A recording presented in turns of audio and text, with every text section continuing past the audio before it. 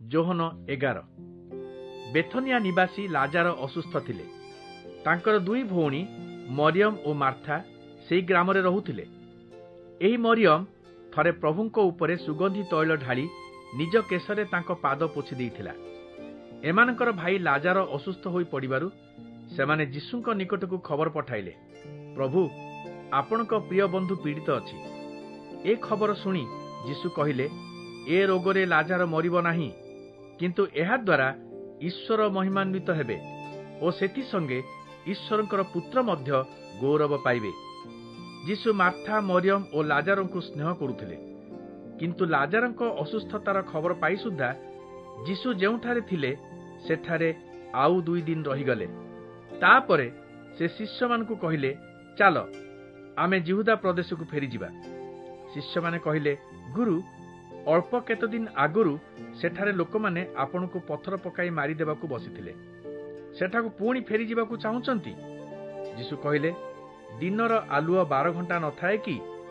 ଯେ ଦିନର ଆଲୁଅରେ ଚାଲେ ସେ ଝୁଣ୍ଟି ପଡ଼େ ନାହିଁ, କାରଣ ଜଗତ ସେତେବେଳେ ଆଲୋକିତ। କିନ୍ତୁ ରାତିରେ ଚାଲିଲେ ସେ ଝୁଣ୍ଟି ପଡ଼ିବ, କାରଣ ତା ଅନ୍ତରରେ ଜ୍ୟୋତି ନଥାଏ। ଏ କଥା ଶେଷ କରି ଯୀଶୁ କହିଲେ, ଆମ୍ଭମାନଙ୍କର ବନ୍ଧୁ ଲାଜାର ଏବେ ନିଦ୍ରିତ, ମୁଁ ଯାଇ ତାକୁ ଉଠାଇବି। ଶିଷ୍ୟମାନେ କହିଲେ, ପ୍ରଭୁ, ସେ ଯଦି ଶୋଇଛନ୍ତି ତେବେ ନିଶ୍ଚୟ ସୁସ୍ଥ ହୋଇ ଉଠିବେ। ଲାଜାର ମରିଯାଇଛି ବୋଲି ଯୀଶୁ ସୂଚନା ଦେଇଥିଲେ, କିନ୍ତୁ ସେ ସ୍ୱାଭାବିକ ଭାବେ ଶୋଇଛି ବୋଲି ସେମାନେ ଯୀଶୁଙ୍କ କଥାର ଅର୍ଥ କରିଥିଲେ।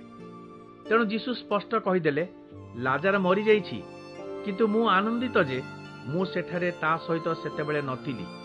ଏହା ତୁମ ପକ୍ଷେ ମଙ୍ଗଳଜନକ ହୋଇଛି, କାରଣ ତଦ୍ୱାରା ତୁମମାନଙ୍କର ବିଶ୍ୱାସ ଜନ୍ମିବ। ଚାଲ ତା ପାଖକୁ ଯିବା। ଥୋମା, ଯାହାକୁ ଲୋକେ ଯମଜ ବୋଲି କହନ୍ତି, ଅନ୍ୟ ଶିଷ୍ୟମାନଙ୍କୁ କହିଲେ, ଚାଲ ଗୁରୁଙ୍କ ସାଙ୍ଗରେ ଯାଇ ସମସ୍ତେ ତାଙ୍କ ସହିତ ମରିବା। ଯୀଶୁ ବେଥନିଆରେ ପହଞ୍ଚି ଶୁଣିଲେ, 4 ଦିନ ପୂର୍ବରୁ ଲାଜାରକୁ କବର ଦିଆଯାଇଛି। ବେଥନିଆରୁ ଜେରୁସାଲେମର ଦୂରତା 3 କିଲୋମିଟରରୁ କମ୍ ଏବଂ ଜିହୁଦା ପ୍ରଦେଶର ଅନେକ ଲୋକ ମାର୍ଥା ଓ ମରିୟମଙ୍କୁ ସେମାନଙ୍କର ଭାଇର ମୃତ୍ୟୁରେ ସାନ୍ତ୍ୱନା ଦେବାକୁ ଆସିଥିଲେ। ଯୀଶୁ ଆସୁଛନ୍ତି ବୋଲି ଶୁଣିବା କ୍ଷଣି ମାର୍ଥା ତାଙ୍କୁ ଭେଟିବାକୁ ଗଲେ, କିନ୍ତୁ ମରିୟମ ଘରେ ରହିଲେ। ମାର୍ଥା ଯୀଶୁଙ୍କୁ କହିଲେ, ପ୍ରଭୁ, ଆପଣ ଏଠାରେ ଥିଲେ ମୋ ଭାଇ ମରି ନଥାନ୍ତା।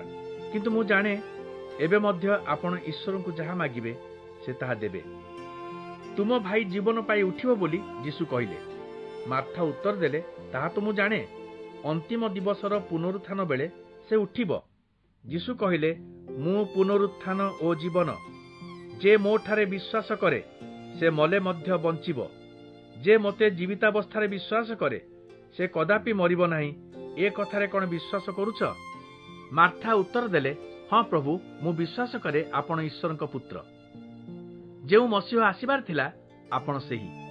ଏହା କହି ମାର୍ଥା ଫେରିଯାଇ ଏକାନ୍ତରେ ମରିୟମକୁ ଡାକି କହିଲେ, ଗୁରୁ ଆସିଛନ୍ତି, ତୋତେ ଡାକୁଛନ୍ତି। ଏହା ଶୁଣି ମରିୟମ ତରବର ହୋଇ ତାଙ୍କୁ ଭେଟିବାକୁ ଗଲେ। ସେ ପର୍ଯ୍ୟନ୍ତ ଯୀଶୁ ଗ୍ରାମ ଭିତରେ ପ୍ରବେଶ କରିନଥିଲେ। ମାର୍ଥା ତାଙ୍କୁ ଭେଟିଥିବା ସ୍ଥାନରେ ହିଁ ଥିଲେ। ମରିୟମକୁ ସାନ୍ତ୍ୱନା ଦେବା ପାଇଁ ଆସିଥିବା ଲୋକମାନେ ଯେତେବେଳେ ଦେଖିଲେ ଯେ ସେ ଉଠି ତରବରରେ ବାହାରକୁ ଯାଉଛନ୍ତି, ସେମାନେ ମଧ୍ୟ ତାଙ୍କ ପଛେ ପଛେ ଗଲେ। ସେମାନେ ଭାବିଲେ ସେ କବର ପାଖକୁ କାନ୍ଦିବା ପାଇଁ ଯାଉଛନ୍ତି। ଯୀଶୁଙ୍କ ନିକଟରେ ପହଞ୍ଚିବା କ୍ଷଣି ମରିୟମ ତାଙ୍କ ଗୋଡ଼ ତଳେ ପଡ଼ି କହିଲେ, ପ୍ରଭୁ, ଆପଣ ଏଠାରେ ଥିଲେ ମୋ ଭାଇ ମରି ନଥାନ୍ତା। ମରିୟମ ଓ ତା ସାଙ୍ଗରେ ଥିବା ଲୋକମାନଙ୍କୁ କାନ୍ଦୁଥିବାର ଦେଖି ଯୀଶୁ ବ୍ୟଥିତ ଓ ବ୍ୟାକୁଳ ହେଲେ। ସେ ପଚାରିଲେ, କେଉଁଠି ତାଙ୍କୁ କବର ଦେଇଛ? ସେମାନେ ଉତ୍ତର ଦେଲେ, ଆସନ୍ତୁ ପ୍ରଭୁ ଦେଖିବେ। ଯୀଶୁ କାନ୍ଦିଲେ। ଲୋକେ କୁହାକୁହି ହେଲେ, ଆହା, ସେ ତାକୁ କେତେ ଭଲ ପାଉଥିଲେ। କିନ୍ତୁ ଆଉ କେତେଜଣ କହିଲେ, ସେ ଅନ୍ଧକୁ ଦୃଷ୍ଟିଶକ୍ତି ଦେଇଥିଲେ, ଇଚ୍ଛା କରିଥିଲେ ସେ କ'ଣ ଲାଜାରକୁ ମୃତ୍ୟୁରୁ ରକ୍ଷା କରିପାରି ନଥାନ୍ତେ? ଶୋକାଭିଭୂତ ହୋଇ ଯୀଶୁ ସମାଧି ପାଖକୁ ଗଲେ। ଏହା ଗୋଟିଏ ଗୁମ୍ଫା, ତା ମୁହଁରେ ଗୋଟିଏ ବଡ଼ ପଥର ରଖାଯାଇଥିଲା। ଯୀଶୁ କହିଲେ, ପଥରଟିକୁ ଘୁଞ୍ଚାଇ ଦିଅ। ମାର୍ଥା କହିଲେ, ପ୍ରଭୁ, ସେଥିରୁ ଦୁର୍ଗନ୍ଧ ବାହାରିବ, ତାକୁ କବର ଦିଆହେବାର 4 ଦିନ ହେଲାଣି। ଯୀଶୁ ତାଙ୍କୁ କହିଲେ, ତୁମେ ବିଶ୍ୱାସ କଲେ ଈଶ୍ୱରଙ୍କ ମହିମା ଦେଖିବ ବୋଲି ମୁଁ କ'ଣ କହିନଥିଲି? ସେମାନେ ପଥରଟିକୁ ଘୁଞ୍ଚାଇ ଦେବା ପରେ ଯୀଶୁ ଊର୍ଦ୍ଧ୍ୱମୁଖ ହୋଇ ପ୍ରାର୍ଥନା କଲେ, ପିତା, ତୁମେ ମୋ କଥା ଶୁଣୁଛ, ଏଥିପାଇଁ ଧନ୍ୟବାଦ ଦେଉଛି। ମୁଁ ଜାଣେ ତୁମେ ସବୁବେଳେ ମୋ କଥା ଶୁଣିଥାଅ, କିନ୍ତୁ ତୁମେ ଯେ ମୋତେ ପଠାଇଛ ଏଥିରେ ସେମାନଙ୍କ ବିଶ୍ୱାସ ଜନ୍ମାଇବା ପାଇଁ ମୁଁ ଏହା କହୁଛି। ଏତିକି କହି ଯୀଶୁ ଉଚ୍ଚସ୍ୱରରେ ଡାକିଲେ, ଲାଜାର ବାହାରି ଆସ। ସଙ୍ଗେ ସଙ୍ଗେ ଲାଜାର ଉଠି ଆସିଲା। ତାର ଗୋଡ଼ ହାତ କବର ଲୁଗାରେ ଗୁଡ଼ା ହୋଇଥିଲା ଏବଂ ମୁହଁ ମଧ୍ୟ ଲୁଗାରେ ଘୋଡ଼ାଇ ଦିଆଯାଇଥିଲା। ଯୀଶୁ କହିଲେ, ତାକୁ ଖୋଲି ଦେଇ ଯିବାକୁ ଦିଅ। ମରିୟମକୁ ଦେଖିବା ପାଇଁ ଆସିଥିବା ଲୋକମାନଙ୍କ ମଧ୍ୟରୁ ଅନେକ ଯୀଶୁଙ୍କର ଏ କାର୍ଯ୍ୟ ଦେଖି ତାଙ୍କଠାରେ ବିଶ୍ୱାସ କଲେ।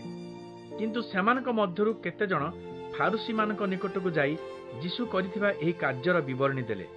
ଏହା ଶୁଣି ଫାରୁସୀ ଓ ମୁଖ୍ୟ ଯାଜକମାନେ ମହାସଭାର ସଦସ୍ୟମାନଙ୍କୁ ଭେଟି କହିଲେ, ଆମେ କ'ଣ କରିବା? ଦେଖ, ଏ ଲୋକଟା କେଡ଼େ କେଡ଼େ ଆଶ୍ଚର୍ଯ୍ୟ କର୍ମ କରିଯାଉଛି।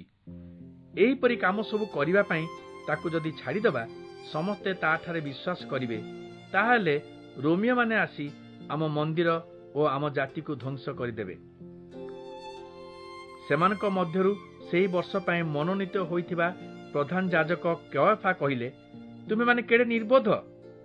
ତୁମେ କ'ଣ ବୁଝିପାରୁନାହ? ସମଗ୍ର ଜାତି ବିନଷ୍ଟ ହେବା ଅପେକ୍ଷା ଜଣେ ଲୋକ ବରଂ ମରିବା ଉଚିତ।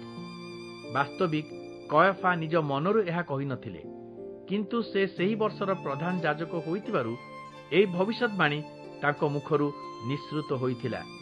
ସେ ସୂଚାଇ ଦେଇଥିଲେ ଯେ ସମଗ୍ର ଇହୁଦୀ ଜାତିକୁ ତଥା ଛିନ୍ନ ଭିନ୍ନ ହୋଇଥିବା ଈଶ୍ୱରଙ୍କ ଲୋକମାନଙ୍କୁ ଗୋଟିଏ ଗୋଷ୍ଠୀରେ ଏକତ୍ରିତ କରାଇବା ପାଇଁ ଯୀଶୁ ମୃତ୍ୟୁବରଣ କରିବେ। ସେହି ଦିନଠାରୁ ଇହୁଦୀ କର୍ତ୍ତୃପକ୍ଷମାନେ ଯୀଶୁଙ୍କୁ ହତ୍ୟା କରିବା ପାଇଁ ଚକ୍ରାନ୍ତ କଲେ। ସେଥିପାଇଁ ଯୀଶୁ ଇହୁଦୀମାନଙ୍କ ମଧ୍ୟରେ ଆଉ ପ୍ରକାଶ୍ୟରେ ଯାତାୟାତ କଲେ ନାହିଁ ଏବଂ ମରୁଭୂମି ନିକଟରେ ଥିବା ଇଫ୍ରାଇମ୍ ନାମକ ଗୋଟିଏ ସହରକୁ ଯାଇ ସେଠାରେ ଶିଷ୍ୟମାନଙ୍କ ସହିତ ଅବସ୍ଥାନ କଲେ। ସେତେବେଳେ ଇହୁଦୀମାନଙ୍କର ନିସ୍ତାର ପର୍ବ ନିକଟ ହୋଇ ଆସିଥିଲା ଏବଂ ସେହି ପର୍ବ ଆଗରୁ ନିଜ ନିଜକୁ ସୂଚୀ କରିବା ପାଇଁ ଗ୍ରାମାଞ୍ଚଳରୁ ଅନେକ ଲୋକ ଜେରୁସାଲେମରେ ଏକତ୍ର ହେଲେ। ସେମାନେ ଯୀଶୁଙ୍କୁ ଖୋଜିବାକୁ ଲାଗିଲେ ଏବଂ କୁହାକୁହି ହେଲେ, ସେ ବୋଧହୁଏ ଏହି ପର୍ବକୁ ଆସିବେ ନାହିଁ। କ'ଣ କହୁଛ? ପ୍ରଧାନ ଯାଜକ ଓ ଫାରୁସୀମାନେ ଆଦେଶ ଜାରି କରିଥିଲେ ଯେ ଯଦି କେହି ଯୀଶୁ କେଉଁଠାରେ ଅଛନ୍ତି ଜାଣିଥାଏ, ତେବେ ଏ ଖବର ଶୀଘ୍ର କର୍ତ୍ତୃପକ୍ଷମାନଙ୍କୁ ଜଣାଇଦେବେ। ତାହେଲେ ସେମାନେ ଯୀଶୁଙ୍କୁ ଗିରଫ କରିବେ।